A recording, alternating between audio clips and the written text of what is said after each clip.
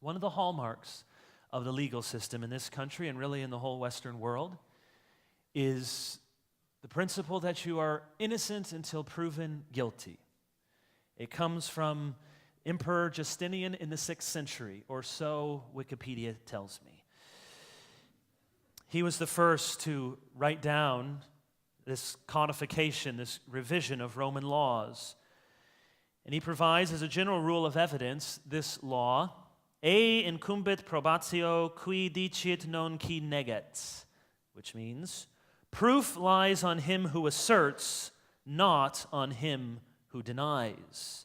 It's attributed to the 2nd/3rd century jurist named Paul, different Paul than this Paul.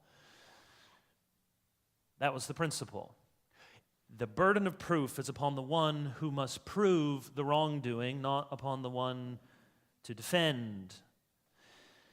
Now, people would take that, and almost everyone in America would agree with that general principle, a presumption of innocence, and we understand why some people would say, listen, we can't do trial by Twitter. We can't figure these things out just by reading a few blog articles. What happened to the presumption of innocence? We have to trust the system. And these are the people who know, and that's how things get sorted out. And we have to respect the rule of law, and we can't assume the worst. Respect what the judicial system does. And we can understand why others would say, the presumption of innocence? What about us in our communities? It feels like we're presumed guilty, not innocent. Other people seem to be innocent no matter what guilt they may have. So, no, we don't trust the system.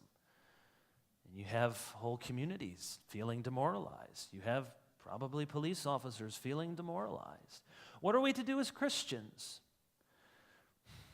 There's all sorts of things probably. But what I know from this text is that at the very least, we can use the measure with each other that we would want used for us.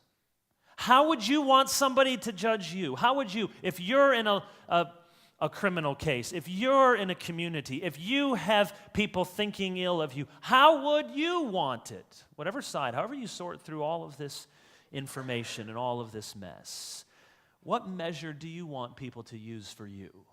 I was thinking about that. I want people to hear me out. I want people to get to know me and not lock me into a preconceived narrative or a set of experiences. I want people to give me the benefit of the doubt. I want people to look at every angle and not be quick to believe the worst about me. I want people to deal with facts, not gossip or speculation. I want people to tell me the truth when I may not be able to see the truth myself.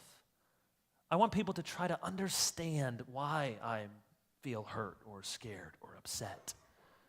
I want people to give me a fair hearing. I want them to be open to change their mind. I want people to consider that maybe they have some fault or they have something to learn or admit that they may have wrong. I want people to speak respectfully to me and of me. And I want people to remember that I'm made in the image of God and ought to be treated fairly, honestly, decently.